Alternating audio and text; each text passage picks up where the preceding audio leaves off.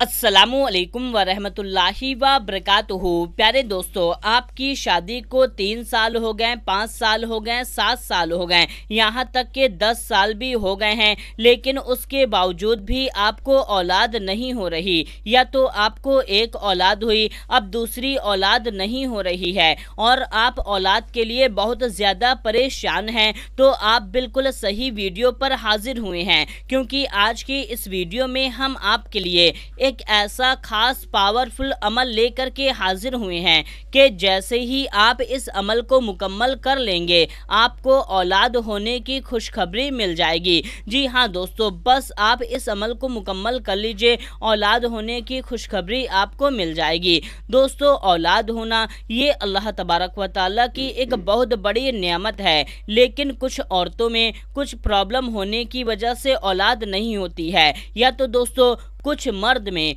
Problem होने की वजह से औलाद नहीं होती। यहाँ पर सिर्फ ऐसा नहीं है कि सिर्फ प्रॉब्लम औरत में ही है इसी वजह से औलाद नहीं हो रही, बल्कि यहाँ पर ऐसा भी होता है मर्द में भी बाज वक्त ऐसी प्रॉब्लम होती है जिस वजह से औलाद नहीं होती है, लेकिन फिर भी लोग जो होते हैं वो औरतों को ही ताना मारते हैं। लेकिन इसमें यहाँ पर मर्द या औरत की क्या गलती है? ये तो सिर्फ अल्लाह ताला की हिकमत है कि जिसको चाहता है औलाद की नेमत से नवाज देता है, जैसा कि अल्लाह तबारक व तआला सूरत सूरा की आयत में फरमाता है कि अल्लाह ही के लिए है आसमानों और ज़मीन की सल्तनत पैदा करता है, जो चाहे जिसे चाहे बेटी अता फरमाए और जिसे चाहे बेटे दे या दोनों मिला दे, बेटे और बेटियां, और जिसे चाहे बाच कर दे, बेशक वो इल्म व कुदरत वाला है। तो मेरे प्यारे दोस्तों, देखा आपने कुरान की इस आयत में कि अल्लाह ही पर है कि जिसे चाहे बेटे दे या बेटी, यहाँ पर औरत या मर्द की कोई गलती नहीं होती है। तो मेरे प्यारे दोस्तों, आज की इस वीडियो में हम आपको जो अमल बताने जा रहे हैं, बस आप इस अमल को कर लेना, इससे इंशाअल्लाह तबारक व तआला आपको बहुत जल्द औलाद होने की खुशखबरी मिल जाएगी। तो मेरे प्यारे दोस्तों, आइए पूरा तरीका हम आपको तफसील से बताते हैं कि इस अमल को मर्द औरत किसको करना है, कैसे करना है, क्या करना है। तो आप इस वीडियो को पूरा आखिरी तक देखते रहिए और जल्दी से आप इस वीडियो को एक लाइक कर दें और इस चैनल को भी सब्सक्राइब कर लें।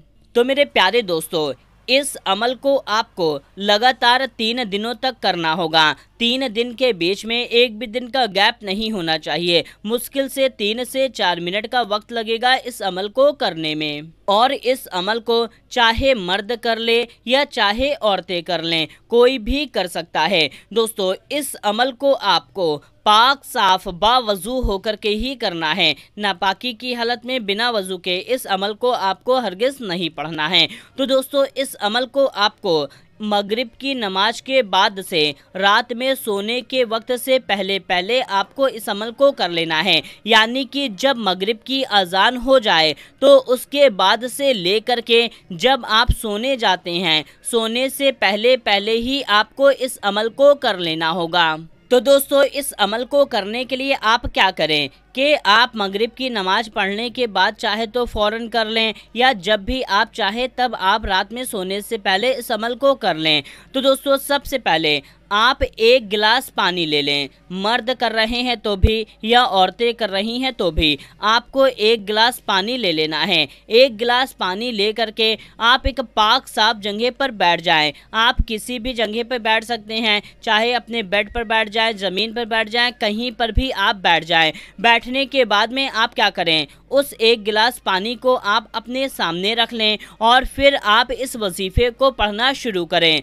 सबसे पहले आप 7 बार दुरूदे पाक पढ़ लें। दुरूदे पाक आप कोई सी भी पढ़ सकते हैं, जो भी दुरूदे पाक आपको याद है। एक दुरूदे पाक हम आपको पढ़ करके सुना देते हैं, सल्लल्लाहु अलैहि वसल्लम। दोस्तों, ये सबसे छोटी दुरूदे पाक हैं, हम आपको एक बार फिर से पढ़ करके सुना देते हैं, सल्लल्लाहु अलैहि वसल्लम। इस दुरूदे पाक को भी आप पढ़ सकते हैं, वरना आपको जो भी दुरूदे पाक याद है आप उस दुरूदे पाक को सिर्फ 7 बार पढ़ लें।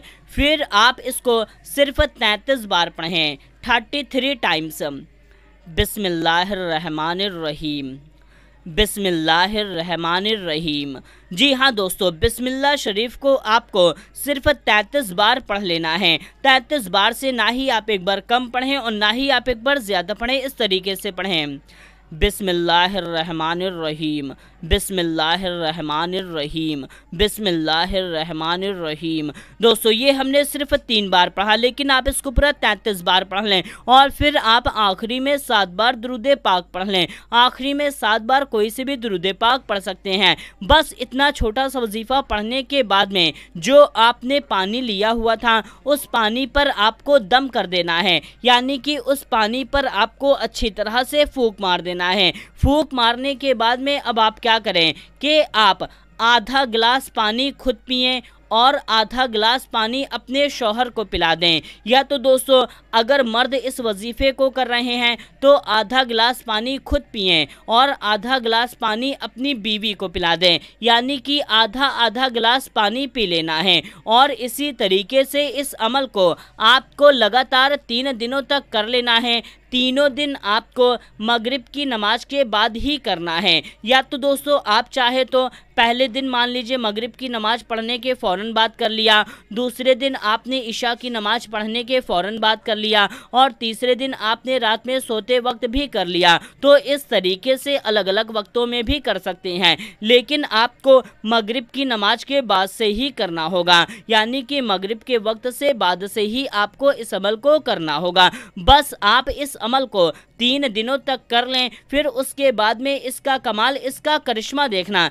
जैसे ही आपका 3 दिन मुकम्मल होगा उसके बाद में आपको औलाद होने की खुशखबरी मिल जाएगी। तो मेरे प्यारे दोस्तों, औलाद के लिए आप इस अमल को करें। ये औलाद होने का बहुत ही ज़्यादा पावरफुल अमल है, तो आप इस अमल को ज़रूर से कर लें और इस वीडियो को उन लोगों तक भी शेयर कर दीजिए जिनको औलाद नहीं हो रही है, ताकि वो लोग भी इस अमल को कर सके। आइए हम लोग अल्लाह ताला से दुआ कर लेते हैं कि या अल्लाह ताला, जिसको भी औलाद नहीं हो रही है उसको नेक औलाद अता फरमा, जिसको बेटा चाहिए उसको बेटा अता फरमा, जिसको बेटी चाहिए उसको बेटी अता फरमा। आमीन या रब्बुल आलमीन। दोस्तों कमेंट बॉक्स में आमीन ज़रूर टाइप कीजिएगा, क्या पता किसकी ज़ुबान से निकला आमीन कब को बोलो जाए। तो दोस्तों मिलते हैं, तब तक के लिए अस्सलामु अलैकुम, अल्लाह हाफिज़।